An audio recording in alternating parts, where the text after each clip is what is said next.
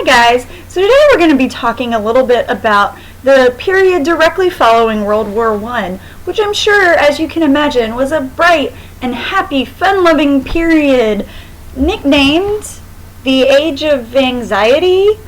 Yeah, maybe not so bright and happy and fun-loving, right? So the period between World War I and World War II, also known as the interwar period, was not exactly the most cheerful time to be alive. It doesn't also help that about halfway through that period, one of the worst economic crises in world history hits. And so it's important to kind of understand the mindset of people in Europe and really around the world as we are leading into this period. So let's talk a little bit about this now. So most of this idea really stems from World War I. So there's a lot of things that have changed since World War I. Particularly, it's the change of the old order, right? So when you see the change of the old order, really what you should be thinking of is the old political structures of Europe. Many of them have been established centuries before, some of them maybe not as long ago, but the monarchies are disappearing. Right? Russia's last absolute monarch is gone. The empires of Austria and the Ottomans are totally broken up. In Germany, the Kaiser has been exiled, and everybody's just kind of falling apart. So what we're seeing in Europe now is the rise of democracies. Some of those democracies, like Britain and France, will remain democracies. Some of those democracies, well, let's just say you'll see how well they do, right? There's also, because of World War I, this rise in a fear of what was called Bolshevism. Bolshevism was just kind of the word for communism used directly after World War I. And this is a result, as you can imagine, of the communist revolution in Russia. Basically, people are worried that there are going to be communist revolutionaries throughout Europe. They're not wrong. There are communists in every country, people who support it. But people don't like communism. Communism is still kind of a scary word to people in Europe. And so because of this fear of the Bolsheviks and the communists, there's going to be a desire for traditional ways of doing things, which is going to lead to an increase in conservatism. So liberalism has kind of been the main form of government in Europe since the end of the 1800s and the beginning of the 20th century. However, more people are going to kind of desire a more right-wing way of doing things as a result of the Bolsheviks. And of course, the Treaty of Versailles, as we've talked about, has a lot of issues with it. And it really leads to resentment across Europe, particularly in places like Italy and definitely in Germany. And really, it just kind of didn't do its job. Right, and so that idea of the treaty really is kind of going to make people sort of upset. So we also, as I said, are going to see some major economic crises during this period, which is going to lead to the Great Depression. Now, what happens in the 20s, at least in most places, is not what we think of as the Great Depression. But because of World War I, there is definitely an economic struggle in most countries in Europe, right? Now, really important economist, John Maynard Keynes, actually predicted the Great Depression because of the Treaty of Versailles. He basically said that the economic issues with the Treaty of Versailles are going to cause some massive problems. Germany's not going to be able to pay the reparations, and basically there's going to be major issues throughout Europe. Because of the Great Depression, there is going to be a decline in production in every single country in Europe except Russia. And the only reason there's not a decline in production in Russia is because of the command economy of the communists. Basically, they won't let production get any less. It's also going to cause massive inflation. In some places, it is even higher than regular inflation, something we call hyperinflation. And it's going to cause massive unemployment, especially in the major industrial powers. So just an example here for you. Germany hits the highest at 43% unemployment. Great Britain does a little bit better at 18%. The United States gets up to 25%. But France, who is not as big of an industrial power as the other three, only hits 5% at its highest. So you can kind of see how the Great Depression is different in every country. This is also going to be the era of what we call the lost generation. And that has a couple different meanings. So first of all, it does become the nickname of certain writers and artists throughout the period who kind of feel like they don't really know their place in the world. They are like metaphorically lost. But also when you think about what happened with World War I, 22 million people, both soldiers and civilians, die. And of those 22 million people, 11 million of them were young men, right? So there is literally a generation that is gone, right? There is a generation of young men who have perished, and it's really going to affect kind of the population structure of Europe as well. There are some kind of attempts to make sure something like World War I doesn't really happen again. It's a little optimistic and a little idealistic. So in 1928, a pact called the Kellogg-Briand Pact is signed between 62 nations, mostly between Europe and their colonies as well as the United States. And basically what this does is says war is illegal. It's only going to happen if it's in self-defense, right? If somebody attacks you, it's okay. But in theory, right, nobody should attack you because war is illegal. Yay! Except here's the problem with making war illegal. There's no way to enforce it, right? Because if somebody breaks the pact and attacks you, the only way to stop them from doing it is war. Yeah. Considering that World War II happens in like 4 years after this pact is signed, that gives you an idea about how effective it is, right? But it's just kind of an example of the leaders of Europe trying to be optimistic. It just doesn't really work out so well, right? So we're going to break down here some of the countries that are in Europe and kind of some of the effects of them directly following World War I. Excuse me. So we're going to start with Russia. So Russia, as we know, is no longer Russia. Instead, it is the Soviet Union. So that's really kind of a misnomer up there. So Russia, as I said, is now under the leadership of Vladimir Lenin, under what he calls a dictatorship of the proletariat, right? So basically what this means is he's essentially saying, okay, yeah, now that Russia is communist, we're going to be dictators, right? But see, really, I'm not the dictator. Like, that's not what's going to happen. The dictatorship is the proletariat, right? So the proletariat are like the working class. So they're kind of the ones who are leading the country and being dictators over like the old nobility and the middle classes, right? Like they're totally the ones in charge. Wink, right?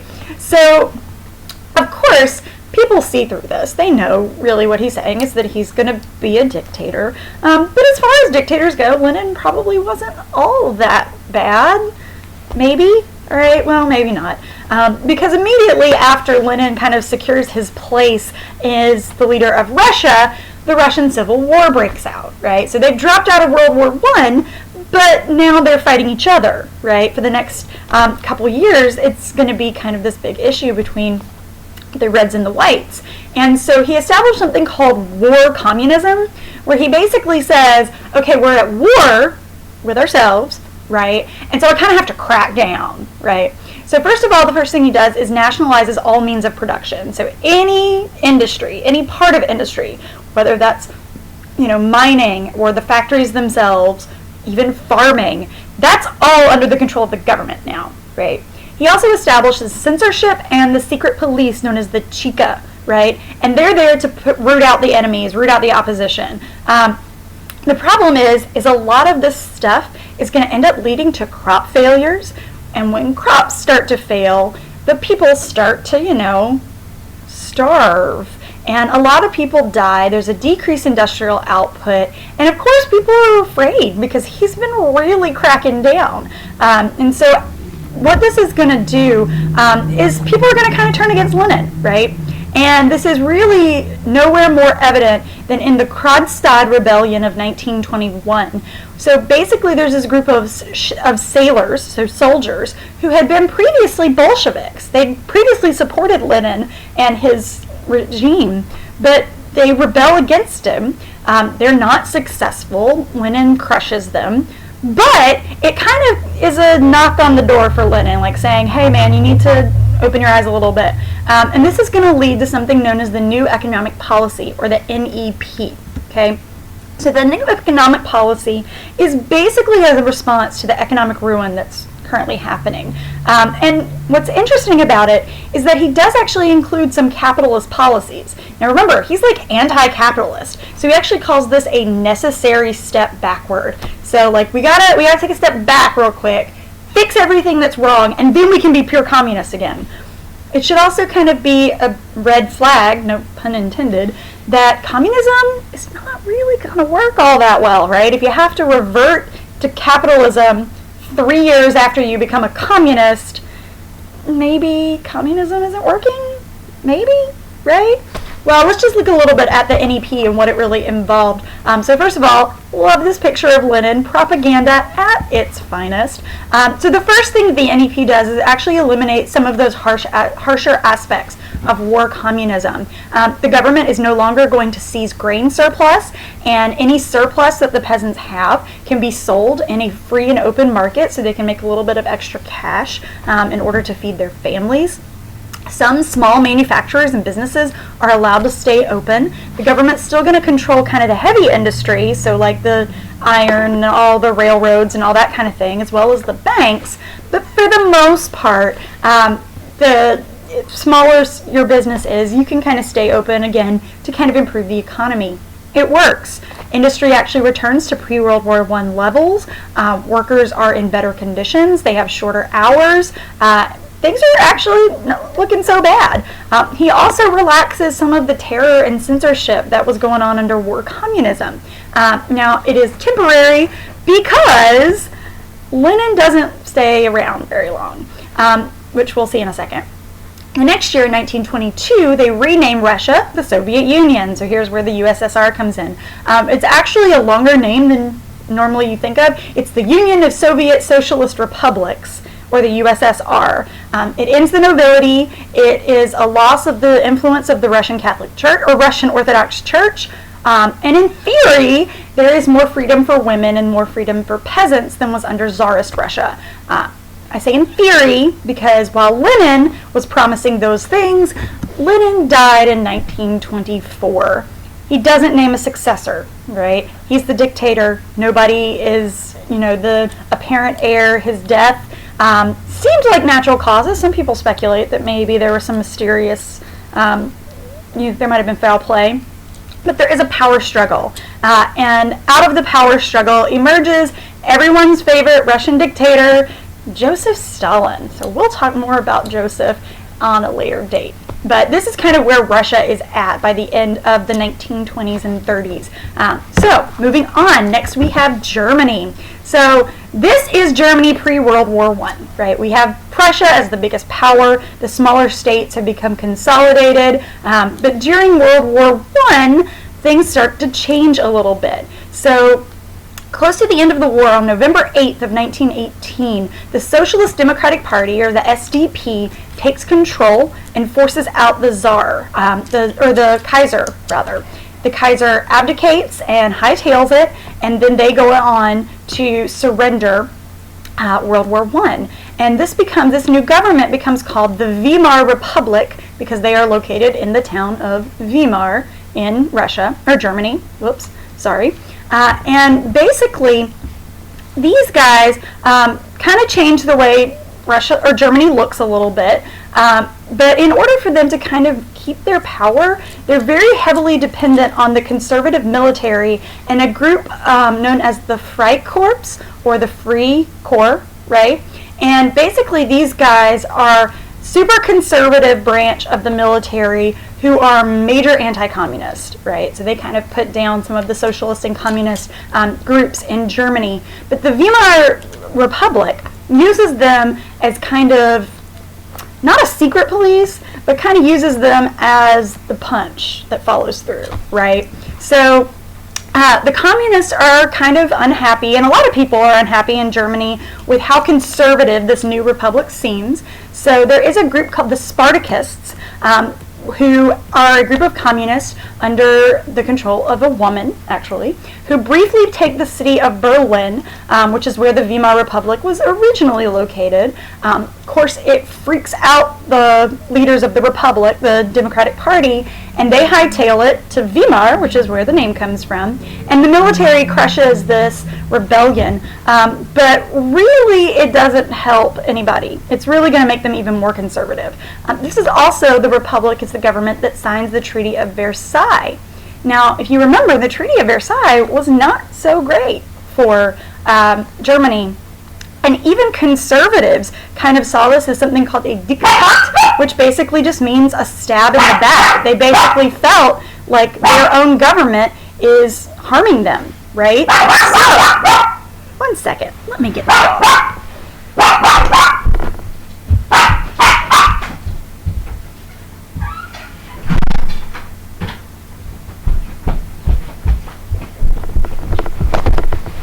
Sorry, we don't like neighbors.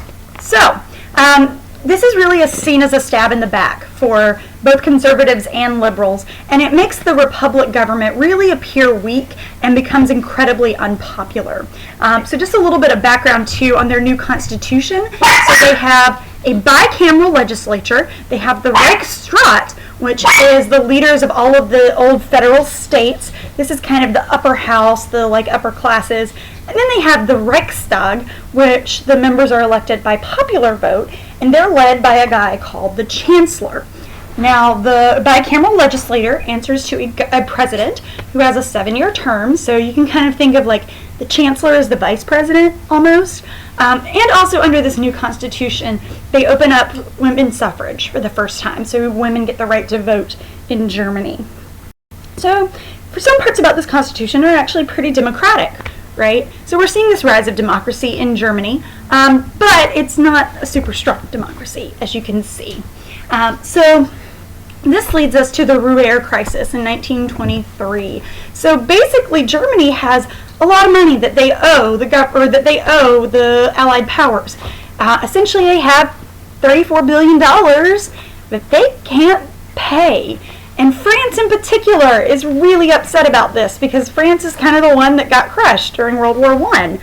So French leader is a guy named Raymond Poincaré, and he decides that he's going to send the military into Germany and occupy their industrial center of Ruhr. So this picture here, you can kind of see this French military guy is about to sit on this city of factories. Now, if you will notice, those factories have very sharp, pointy edges. This is a German political cartoon. And basically what they're saying is, hey, you sit on us, we're going to sting your butt, right? The idea is that the government, the Weimar Republic, actually encourages the people of the Ruhr to fight back. So basically they halt production so that they can fight the Germans. Well, if you halt production, you're not going to make any money, and the reason that the French are in Germany is because they want the money. Yeah, it doesn't really add up, right? No, it doesn't work for anybody. So what ends up happening is Germany, instead, the Republic decides that, well, if we got to pay them back, we can just print more money, right? So they begin to print cash at super high rates. This leads to what we call hyperinflation. So we'll talk more about in a second what hyperinflation is, but basically it wipes out the savings of almost everyone in Russia, particularly the middle class. And this is bad, right? If you're going to be a government in Europe in the 20th century, you've got to have the support of the middle class, and they lose it. The middle class basically starts to blame anyone and everyone that they can. They start to blame democracy, so this Western government, this republic. They start to blame businesses. They start to blame the workers in factories, Jews, communists. Pretty much anybody is a scapegoat at this point, right? So that's going to be a problem. So much of a problem that a former World War I soldier decides that he wants to overthrow the state of Bavaria. So he leads something called the Bierhall Putsch, which basically he starts this revolution inside a bar in Bavaria. It is not successful. He is overthrown really fast. However, You will notice he is only sentenced to 1 year in jail, which may not seem very long for trying to overthrow the government. That should tell you something about the judges and their feeling about the republic, right? While in jail, he writes his memoir, a book called Mein Kampf, which means My Struggle. And basically he talks about how much Germany sucks at the moment, but how proud they should be. And he talks about how we're going to kind of restore the German pride, right? So this is kind of the first, rumblings of Hitler kind of trying to come to power. However, there is a new president who is elected, a guy named Gustav Stresemann. So he assumes the leadership. He calls off the resistance fighting in Ruhr. The United States loans some cash to Germany called the Dawes Plan, which leads to some economic recovery, and Germany starts to kind of restore their relationship with the rest of Europe.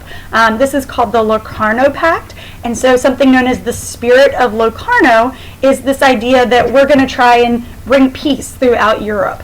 So that's, Germany trying to find their place. So I want to just show you some pictures here really quickly of Germany and kind of what's going on with the German currency. So if you look here, this is hyperinflation. So the German mark to the US dollar at the beginning of World War I was 4.2 marks to the dollar, right? So if you were, an American citizen and you went to Germany and you got your money traded, right? For $1 you would get 4 marks, right? In 1919, so directly at the end of the war, the economy's not doing so good in Germany, right? This is bad for Germany, right? So at the end of the war, we go from 4 marks to $1 to 14 marks equaling $1, right? Oh, that's pretty bad, right? 1921, $1 equals 76 marks. Yikes, right? August of 1923, right, year of the Ruhr crisis, $1 is equal to 4,620,455 German marks, right? By November of the same year, it is 4.2 trillion marks to the dollar. This is bad news for the German economy. So let's say you are one of these people, right? So let's say first of all you want to buy some bread, right? Well, you're not going to get a $1 bill, you're going to get your 10 billion mark, right? Or 10 billion mark, right? And you're going to take that, you're going to load it up in your wheelbarrow, and you're going to go to the store to buy your $640 million loaf of bread, right? Now that's a lot of money. Okay, maybe you don't want to carry it all around with you. So maybe you wallpaper your house with it. Or give it to your kids and let them play building bricks with it. Or, if you're very economical, you might sew a dress out of some German marks. Or maybe you can't even be bothered to mess with it. So instead, you just burn it. Ooh. Sorry, my mouse isn't really working here. So you burn it, right, in the furnace. That's what this woman is doing. Or maybe you just kind of leave it on the street, right? Sorry. Okay? Like this guy's a street sweeper sweeping up the money while all these people look along. Or, you can be like Johann Gutenberg here and not know what to do with it. Right, so this is a political cartoon that shows Gutenberg with a new kind of printing press, right? And you can see that the money's just coming out of it so fast, like he's like, I don't know what to do, right? That's kind of what we're seeing here with Germany at this time. So really, it's a tough time to be in Germany, right? So next we have France. So France does have some pretty major economic chaos and political unrest after World War I. They've got similar inflation issues with what Germany has, not like hyperinflation, but same kind of issues.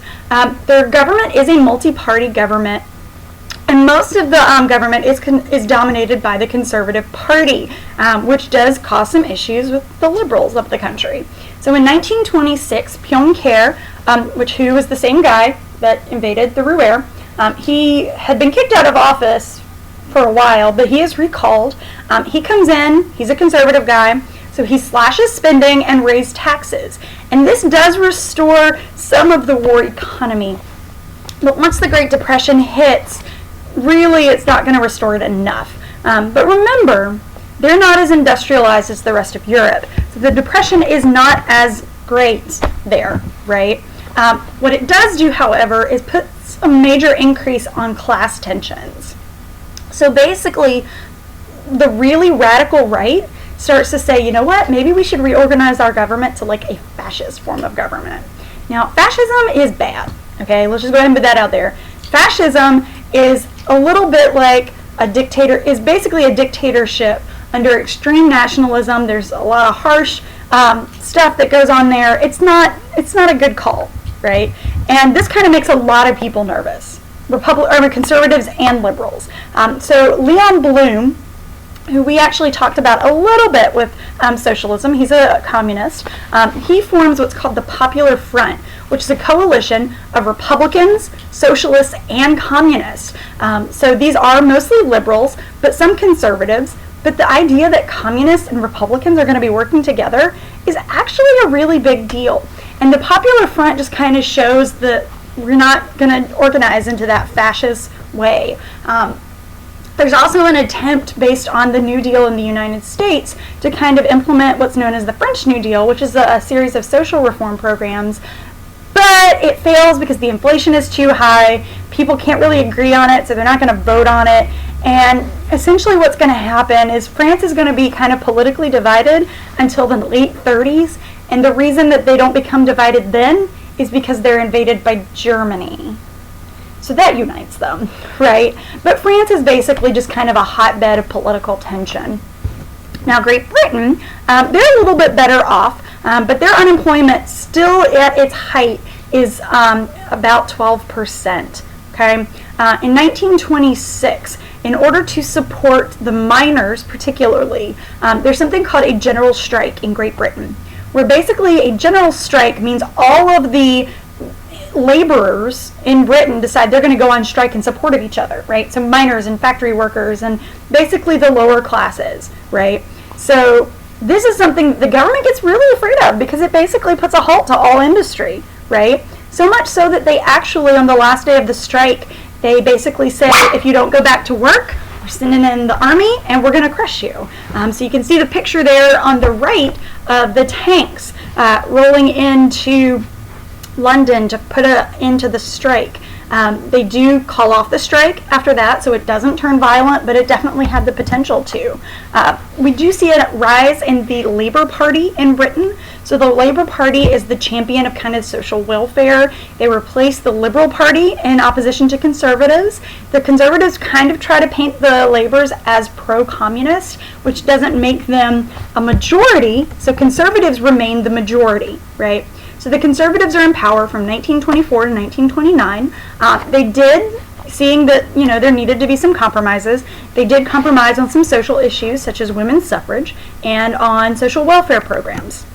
However, we are seeing the old order, so the nobility, starting to lose power in Great Britain and more power going to the middle classes and the lower classes. We're also seeing the beginning of the end of Britain's massive empire. So in Africa and India, there are some decolonization movements. They're not successful, many of them, until after World War II, but we're getting to see people like Mahatma Gandhi in India who start calling for liberation of India and similar people in Africa. They do give up their control of Egypt. They only remain in control of the Suez Canal, which is a major economic boom for them. And they do grant equality of rights in what's called the Dominions. So the Dominions are basically the most English of the English colonies. So South Africa, Canada, and Australia. But they grant those equal rights.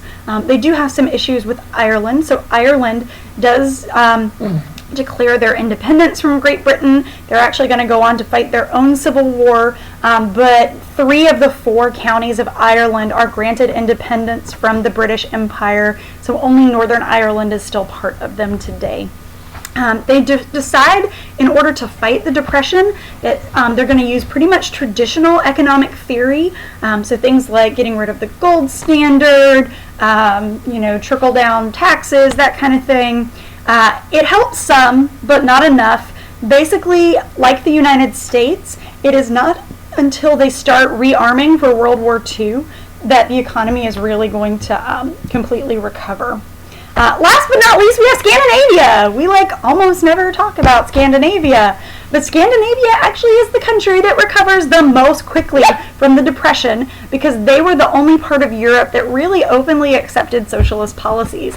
In fact, they remain some of the most socialist countries still in Europe today. So, good job, Scandinavia.